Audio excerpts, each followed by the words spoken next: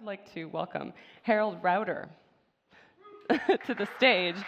Harald is also advising ESG capital sensitive, like folks that are interested in ESG investing. And so he's looked at investment strategies that kind of fit or aligned with their investment incentives to try to promote, Bitcoin. And in his talk, he's going to walk us through a little bit of, the history and the overview of climate change and investing and how different interests come into play to sort of change and shift that narrative.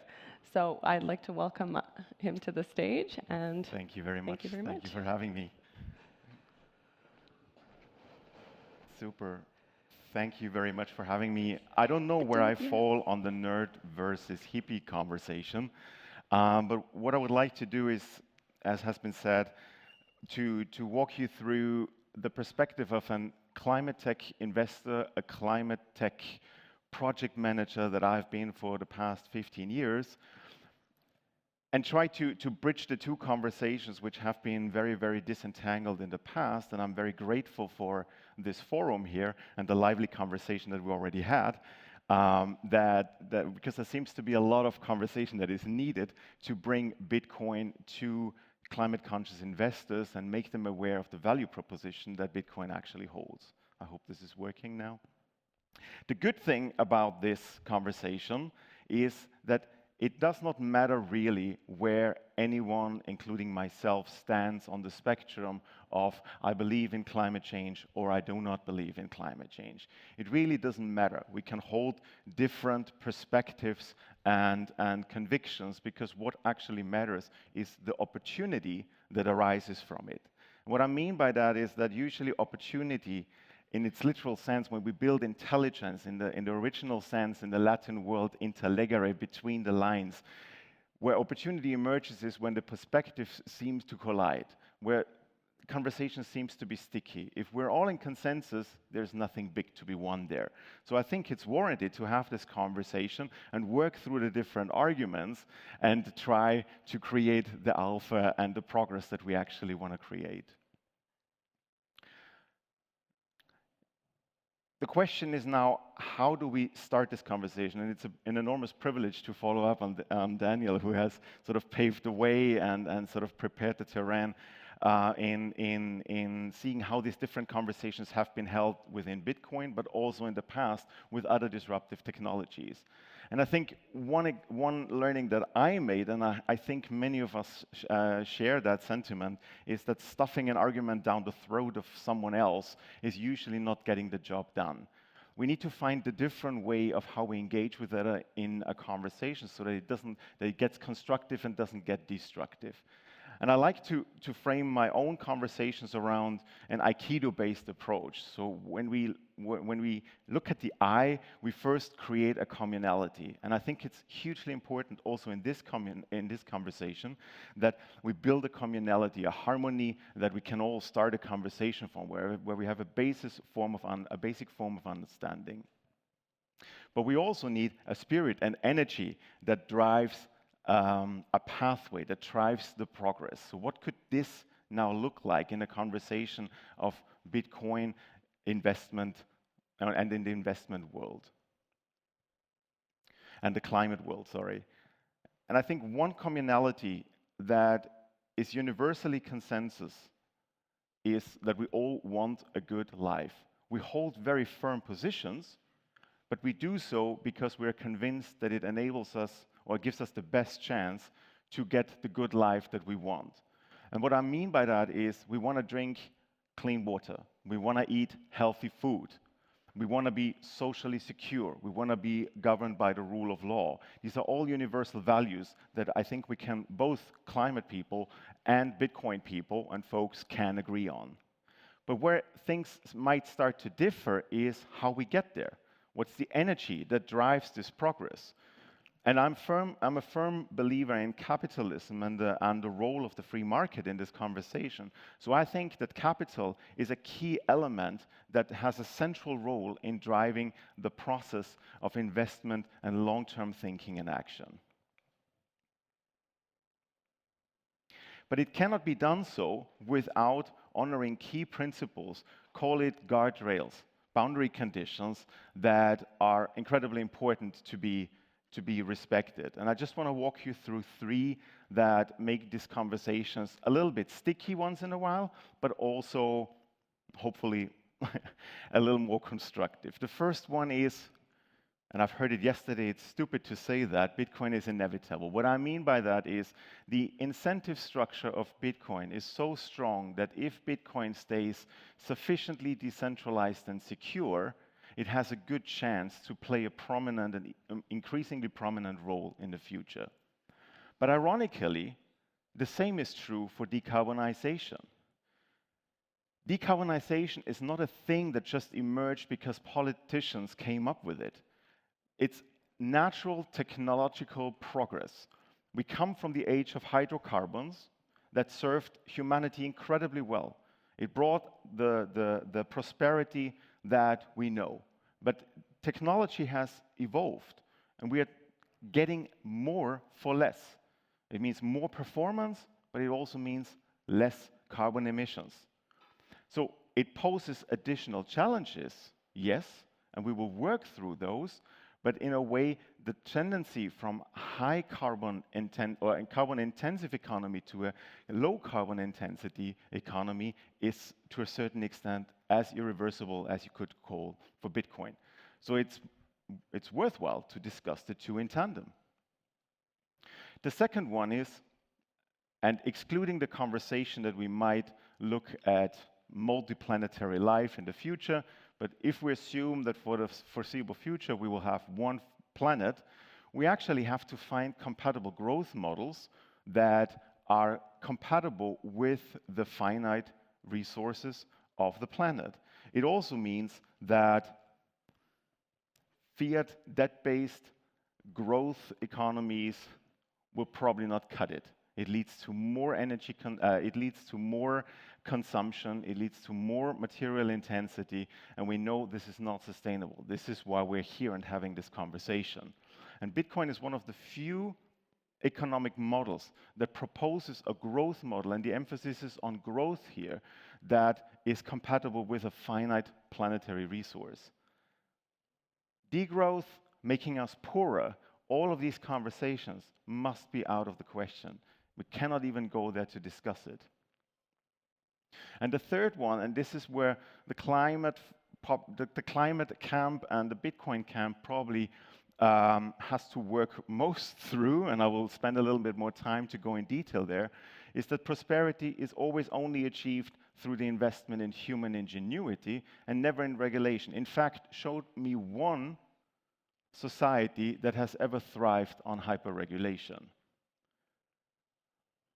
But to understand why institutions have chosen predominantly the way of regulation to mitigate climate change has historical reasons, and it's merited for a few minutes to spend some time on looking backwards in history of how we came to the point where we are. And if we talk about the history of climate change, we need to acknowledge that it's almost a tale of facts, but also of motives and incentives that got us here. And I want to point you to this article and take you back to 1982. The best climate scientists in the world in 1982 have been on the payroll of Exxon, now ExxonMobil. And this has been for a good reason, because Exxon has been a diligent company. They knew they are in the business of burning carbon of fossil fuels and in an intensive business of carbon emissions. And so they wanted to understand, how does their own business model affect the long-term viability of their business model? And this is from a report to the senior management of Exxon, and from 1982. It's accessible on the internet for free. The link is in the description. And it has the plain title of CO2 greenhouse effect. And they came to 3 conclusions. The first one is climate change is real and CO2 is the cause for it. Secondly, we as Exxon, we accelerate this by our business model. And to rephrase what I've just underlined here, we will have as a business a problem once the temperature rises above 1 degree compared to pre-industrial level, which means that Exxon expected that the resistance against their own business model will be so big that they will not have any license, an economic license to operate anymore. And what does this mean when we are above 1 degree compared to pre-industrial times? Well, essentially, it means that extreme weather events, as we are seeing them, will become more frequent and it will become more intense on a large scale. But what is most important, and it's ironic for me that Max Kaiser has mentioned that, and it has not been picked up in its criticality, and what he has been saying is that irrespective of whether you believe this is true, irrespective of what your convictions are, also financial markets and capital markets hold also deep convictions. And their convictions are based on spreads, margins, and profits. And agricultural supply chains, property portfolios, this is all store of value for those markets. And they are very sensitive to changes in the margins and in the risk profiles that could affect margins. And they pay a lot of attention to that. And what we are seeing now is that the markets are starting to price in those climate risks that we see right now, and also the future climate risks. So we can expect that the economic viability of certain investments will change. We see that with property stocks, but we also see it in price discovery on commodity products, for instance. And so there is a dynamic of reshifting portfolios going on. But let's look for a second into, obviously we need to do something about this, and let's look at how we went about this in the past. So what did we do over the past 40 years? And to headline this, in a way, the past 40 years of climate action are, if anything, then a blueprint for how not to do it.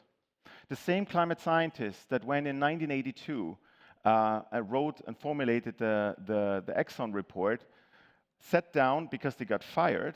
They sat down and did their own research, and they formulated different scenarios and published them in 1988.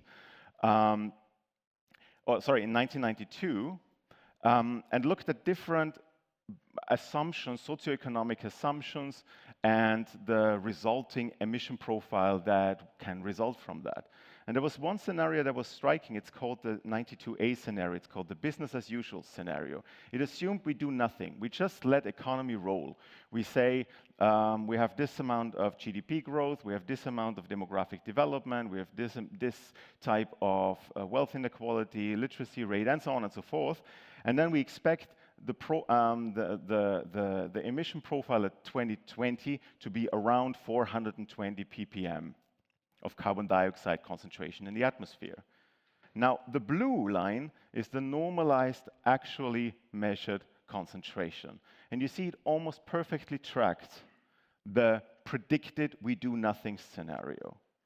So essentially all the bureaucracy, all the regulation, all the capital that has been placed in climate action has led to exactly that outcome that scientists predicted in '92, where we will come out at if we do absolutely nothing. Now, granted, we don't know the counterfactual. So if we would not have done all of this, would we be higher? Would we be lower?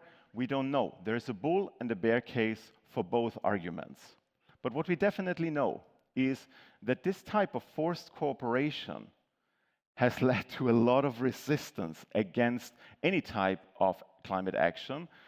And if you were smart enough to understand how the system can be gamed, you will system arbitrage it for your own profit. But essentially, the net effect is minuscule to nothing.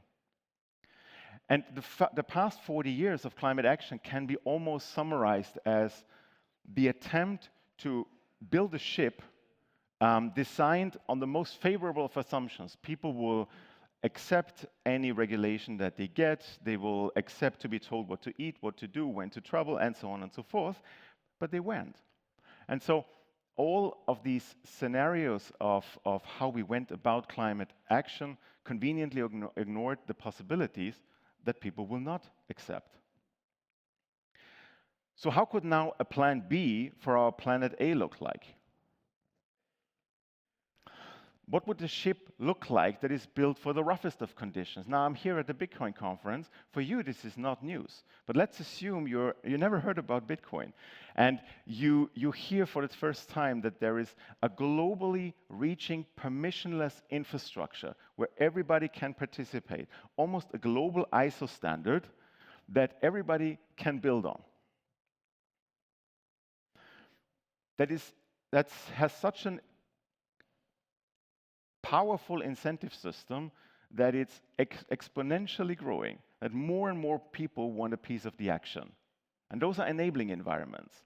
But most importantly, that respects my individual incentives. And Daniel is a capitalist first, sorry to say that, and an environmentalist second. And that's exactly how it should be. So it incentivizes me to participate. But ironically, and this is the most beautiful thing about Bitcoin in itself, we start to see, and thank you for laying the ground with all of these individual use cases, but ironically, and probably it has never been designed that way, it leads to deterministic climate positive outcomes. Because the rules are designed the way they are, it drives climate positive outcomes. And all four together somehow give us a new platform to operate. And just to remind, and I'm grateful for the question that just came up in the conversation beforehand, just to remind ourselves what we're actually trying to do. We're not trying to get rid of carbon. Carbon is a superstar. It is the best element in the periodic table. It gives us the most variability in terms of structures that we can build. It is an absolute superstar. But what we have done in the past is to disrupt and intervene with the natural carbon cycle, i.e. this cycle where solid carbon, like this one, or a plant, and the volatile carbon that is sitting in the atmosphere are getting into imbalance. Because the more through fossil fuel burning, the more solid carbon we emit in a volatile veil into the atmosphere, it can start to interact with light and lead to global warming. So what we need to do in the future is emit less into the air and get more out of the air. And it's true that we can discuss in terms of CO2 and CO2 equivalents, and that's a very helpful conversation. But there is one thing, and this is what the colleague has pointed and alluded to, there is always a terminal CO2 problem, and we need to get the CO2 tackled and managed. So where does Bitcoin fit into all of this? And Daniel has made a great point around all the use cases, and I thought about how can you present this to someone that understands climate action and climate language in a meaningful way. And I thought this is a meaningful presentation. Think of this pie chart as the total emission inventory from all sectors any given year. What you see here is 75% of all emissions generated are stemming from the energy sector. That includes transportation and property management. You see that in the, hopefully you see that in the descriptions. So proof of work, mining, has something to do with energy, we heard, okay? So with this concept, with this methodology and the technology, we can now start to address 75% of emissions. Not totally, of course, but you get my point. And what you see in dark orange are essentially a highlight of where we know today directly impacting use cases where proof of work and the use case that is being built or has been being built contributes directly to the emission reduction or emission avoidance. Everything that you see in light orange, we know one or many use cases where Bitcoin and proof of work indirectly affects the emission reduction. And you see, now we're starting to see that this map is filling up, and there are more and more and more cases that will enter the stage. And again, remember, we build all on one standardized protocol. Forestry, agriculture, and land use. This is where most of the methane emissions are coming from. Some is in the waste there. You see that landfills at 1.9%. Chemical industry, cement industry, 5% alone. But I'm confident that if there is some inefficiency in the system, somewhere, Bitcoin mining will be a catalytic, pioneering use case that someone will try to capitalize on.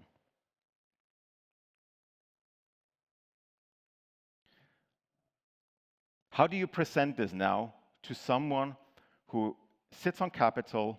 And I'm not talking to several sovereign wealth funds. I'm not that senior yet. But I'm talking to a lot of venture capital and private equity firms. And they are interested in finding new growth paths. And they are interested in two things. They are first interested in a multiple on their invested capital, a return, and they're also interested in impact, in carbon emission reductions. And depending on where you sit in terms of your capital philosophy, one might be more important than the other, or they might be very balanced. But now you could say, Harald, this is all known, this is nothing new, and you're 100% right. So what needs to change for investors to be able to embrace that type of approach? Well, one is a pain that they are currently experiencing. And I've put you here an anonymized letter of a general partner of a VC fund to his investors. It's a lot of whiny and blah, blah, but there's one line that is critically important here, is that the VC industry has experienced extremely challenging market conditions for the past 2 years. So now we are in February 2024, 2 years back, that's 2021, 2022. What has happened in 2021, 2022? Well, this happened. The federal fund rate has changed, and it's right here in 2021. And so we look at an entire industry now that is bruised by very challenging market conditions. And the root cause for all of this is capital misallocation. Because if you have monetary abundance, you don't have to care for deals and deal flow generation and looking at good use cases that really generate impact, because you pump and dump. You don't need to look at a mission-driven investment thesis surgically, where you exclude certain things, because you have enough money, or you can refinance very cheaply. The few good companies that there always are, everybody wants to jump on. You have to pay a lot of premium to get a seat at the table. But everybody's doing the same thing, so everybody's sitting on the same portfolios.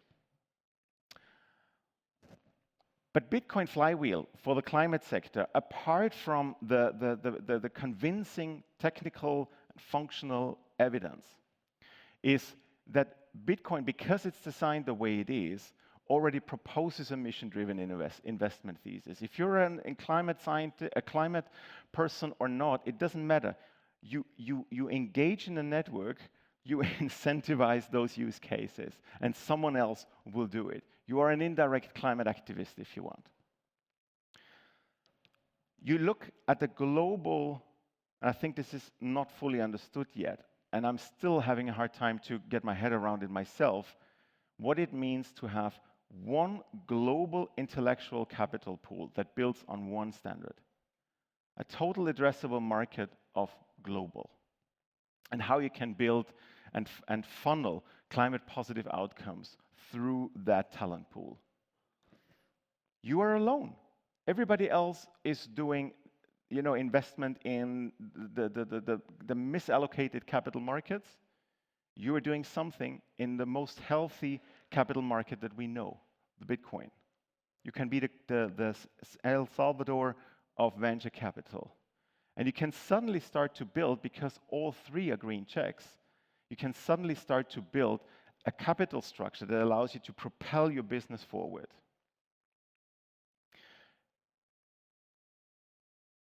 And that goes back to the question beforehand as well. What should we focus on? We need to transition to low-carbon electricity and power, and we will do so because it's monetarily incentivized and economically incentivized. And we will need a lot more energy in the future than we used until now. And I see this conversation slowly shifting from we will save energy and if you just switch off your light, it's going to be fine, to we need a lot more energy. And by a lot, I mean a lot. It's going to be 50 times more, maybe 100 times more. We don't know, but it's going to be a lot more. There's a lot of, and Bitcoin has a proposition to make there, obviously. We need to build on the inefficiencies. We need to monetize the inefficiencies that are in the existing energy systems. And I'm not only talking about methane, I'm also talking about heat reuse. 2 years ago, this was not a topic. Now it is a big topic. And the third one, where Bitcoin has an indirect role to play, is when it comes to the drawdown, the sequestration, the sucking out of the terminal CO2 out of the atmosphere back into the earth, or in solid state. And ironically, this process usually depends highly on low-carbon electricity. And this is exactly a point that you have brought up, and I'm grateful for that. Imagine now, if you want to scale this to really big, large scale, what would happen if everybody competes for the low-carbon electricity? Well, suddenly it would get incredibly expensive, and a lot of use cases would be priced out and would be not scalable because of that. And I just want to leave you with one slide. And this is the one that hits home for me every time I see it. Just to frame this conversation. We have a lot of ground to cover. What you see here on the y-axis is the total emissions in gigatons of CO2 per year and how it grew from 2000 to 2020 from about 40 to about 60 gigatons. Now, the projections of what we need to do in terms of emission reduction to retain a chance for 1.5 degree global warming compared to pre-industrial times, and we will not have time to go into detail why this is important, is the blue path. If you're a bit more chilled, you take 2 degrees, and then you still have to follow the green path. And what all the implemented policies over the past 50 years and all the negotiations have accomplished is the red line. So in other words, the integral, the area under the red line, above the blue line, is undiscussed, unaddressed emissions. And that's a lot. So to conclude, there's not only structural evidence, functional evidence, there's also a moral argument why Bitcoiners should have a seat at the table when it comes to the climate conversation. Not only because the evidence is on our side, but I think it's also good for Bitcoiners because it opens up a perspective to capital pools that will eventually enrich the Bitcoin ecosystem as well.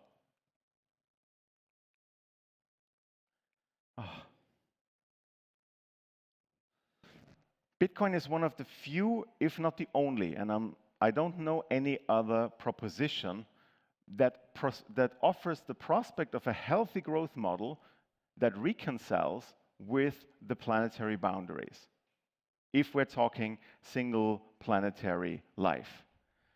And ironically, and this is the most beautiful thing about Bitcoin, if you ask me, it offers agency for everybody, inclusion for everybody, and it aligns your egoistic incentives with the altruistic motives. In other words, that's my definition of peace.